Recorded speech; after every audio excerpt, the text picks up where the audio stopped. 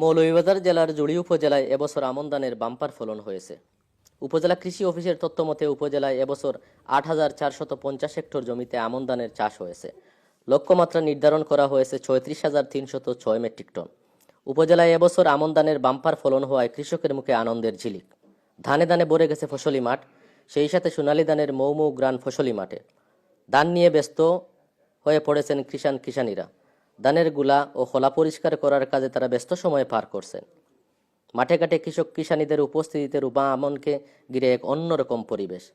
এক সময় জমি থেকে ধান কেটে নিয়ে বাড়ির উঠান কিংবা আঙ্গিনায় গরু মহিষ দিয়ে মাড়াইয়ের কাজ করা হতো। এখন আধুনিক যন্ত্রপাতি ব্যবহার করে নিমিষেই গুলায় ধান তুলতে পারেন কৃষকেরা। সরেজমিনে ঘুরে দেখা গেছে আগাম জাতের কিছু কিছু ধান পাকলেও ১০-১৫ দিনের মধ্যে আমন ধান কাটা ও মাড়াই পুরোদমে শুরু হবে। বন্যার কারণে কৃষকের বুরু ফসলের ক্ষতি হলেও আমন ধানের ফলন ভালো হওয়ায় আশায় বুক বাঁধছেন কৃষকেরা। মৌসুমের শুরুতে আবহাওয়া অনুকূলে থাকলেও কারেন্ট পোকা ও ধানের বিভিন্ন রোগ নিয়ে দুশ্চিন্তায় ছিলেন চাষিরা। উপজেলা কৃষি অফিসের পরামর্শে সমস্যা দূর হওয়ায় লক্ষ্যমাত্রার চেয়েও ফলন পেয়ে খুশি চাষিরা। আমি একজন কৃষক, এবার খেতে আমার অনেক লাভবান দেখিয়া ধান ইনশাল্লাহ অনেক ভালো ফসল হয়েছে। তো কৃষি উন্নয়ন থেকে আমরা অনেক সহযোগিতা পাইছি এবং ধান ফলন ভালো হয় আমরা বেচা কেনার জন্য বাংলাদেশ প্রধানমন্ত্রীর কাছে আমার আবেদন ধানের দামটা একটু বাড়ানোর জন্য। অন্যান্য বছর তো এই বছর আমন ধান ফসল খুব ভালো হয়েছে। আর কৃষি অফিসারের পদ্ধতি নিয়ে পোকামাকড়ের ঔষধ বিভিন্ন জাত দেওয়ার কারণে ফসলটা অন্যান্য বছর তো এই বছর আমরা ভালো ফসল পাইছি, খুব খুশি হয়েছি আমরা।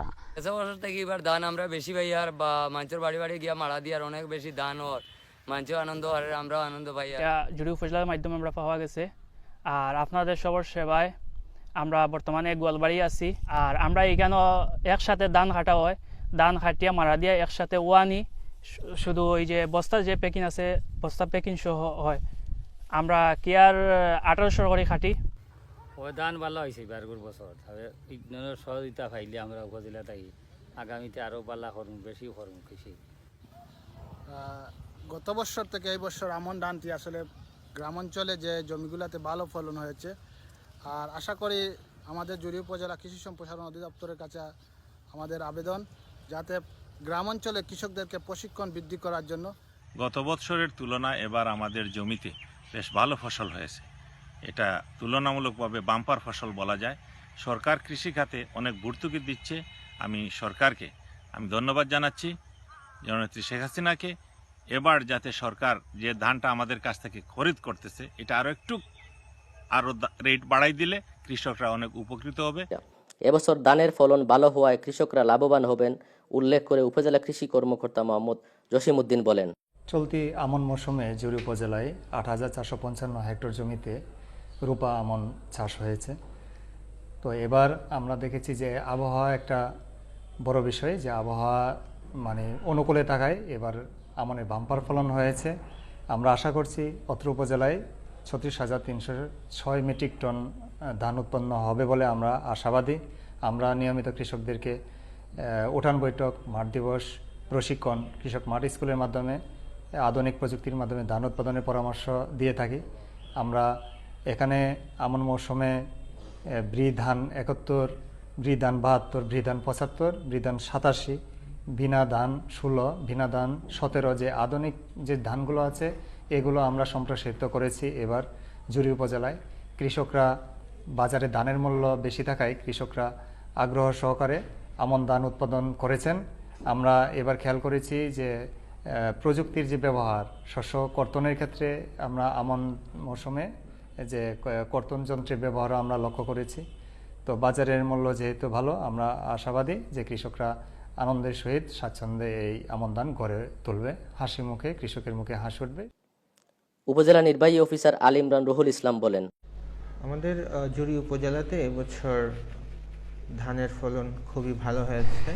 আমরা দেখেছি যে এবছর বেশ কিছু কৃষি জমি যেগুলো আগে কৃষি উৎপাদনে ব্যবহৃত হতো না, এরকম অনেক জমিও কৃষি উৎপাদনের আওতায় এসেছে।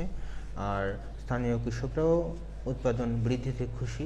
আমার মনে হয় আমাদের করোনা ভাইরাস সংক্রমণজনিত পরিস্থিতির কারণে যে খাদ্য নিরাপত্তা হুমকির মুখে পড়তে পারে ধরনের যে একটা আশঙ্কা তৈরি হয়েছিল জনসাধারণের মনে, এবারের এই ভালো ফলনে এবং বাম্পার ফলনের মাধ্যমে সেই আশঙ্কা দূর হবে এবং আমাদের দেশের সাধারণ মানুষের খাদ্য নিরাপত্তা আরও নিশ্চিত হবে।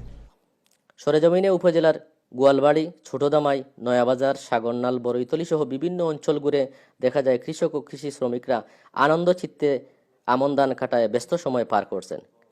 পাকা জমির ধান টাকা দিয়ে চুক্তি করে কাটাচ্ছেন কৃষকেরা। কাটার কাজ শেষ হলে ধানের গোছা একত্রিত করে ঠেলাগাড়ি দিয়ে বাড়ি নিয়ে উপযোগী করে তুলছেন। প্রতিক্রিয়ার ধান কাটতে 1,1200 টাকা দিতে হয় কৃষকদের। আবার মাড়াই করতে হলে প্রতি 20 বস্তা ধানে 1 বস্তা দিতে হয় মাড়াইকারীদের। কৃষকরা জানান, ধানের বীজ থেকে শুরু করে রোপণ, সার প্রয়োগ ও ধান কেটে বাড়ি আনতে প্রতিক্রিয়ারে তাদের 5,000 টাকার মতো খরচ হয়। উপজেলায় এবার চাহিদাতিরিক্ত ধান উৎপন্ন হয়েছে। কম খরচ আর অল্প সময়ে ফসল গড়ে তুলে লাভবান হওয়া যায়, ফলে এ উপজেলায় দিন দিন রূপা আমন ধান চাষে আগ্রহ বাড়ছে কৃষকদের। কৃষকরা যাতে সরাসরি সরকারের নিকট ধান বিক্রি করতে পারে এবং ন্যায্য মূল্য পায়, সেদিকে সরকারের দৃষ্টি রাখতে হবে।